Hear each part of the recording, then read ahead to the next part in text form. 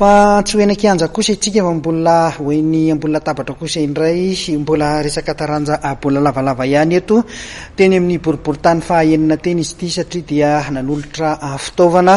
ho an'ireo taranja bola lavalava sy baolina kitra ramatoa Raherisoa Vololona izay solombavambahoaka voafidy tao amin'ny boriboritany fahaenina. Ny alakamisy maraina ary teo dia nanatanteraka ny fampanantenana ho an'ireo kliba mpilalao baolina kitra sy filevana rugby ao anatin'ny boriboritany fahaenina ramatoa Vololona Raherisoa solombavambahoaka ny Madagasikara voafidy tao anatin'ny boriboritany fahaenina. Klibana baolina kitra misy 13 no amin'ny baolina tsirairay avy ary filevana rugby misy 9 samy nahazo baolina iray avy ihany koa. Nahazo tombony manokana ny filevana FBA Betafy sy ny filevana RFA Akazomanga tamin'ity hetsika ity no izy ireo hiatrika lalao famarana tamin'ity faran'ny herinandro ity fedina ny tompondakan'ny seksiona Ambohidratrimo.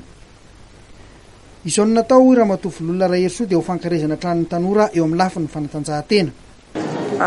Ny hetsika tahaka an'izao aloha zany ny fanampinan'ny tanora amin'ny alalan'ny fanatanjahantena dia tsy voalohany ny androany ity satria fantatsika fa zany fanatanjahantena zany dia zava-dehibe loatra amin'ny fitaizana satria taizana ny ankizy amin'ny alalan'ny atao hoe mba tsy hibruka any amin'ny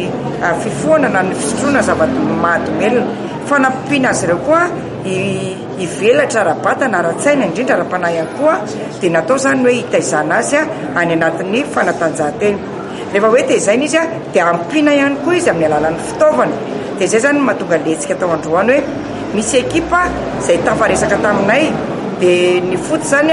eo amin'ny 13 eo zareo rugby 9 dia izy ireo zany nomena fitaovana amin'ity androany ity. Ekipa avy eto Ambohimanarina daholo izy ireo ary mendrika ho ampiny arak'izay hoe fitaizana zay satria ny sport zany dia natao hikarakarana izy ireo ny vatany mihitsy ary natao ihany koa ampivelatra azy mba hisian'ny fampandrosoana satria fantatsika fa ny tanora dia anisan'ny mandray anjara anatin'izany fampandrosoana zany ka raha ohatra ka mivelatra ara-batana sy ara-tsaina izy dia afaka miroso be dia be any amin'izany hoe fampandrosoana izany. Akoatra ny fijerenan'ny tanora dia anala fahisaraina nareo ray aman-dreny ihany koa ny solombavambahoaka Raherisoa Vololona amin'ny fikarakarana didim-potra be mamaim-poana mandritra ny iray volana ka hanomboka ny 12 Mey ho avy izao.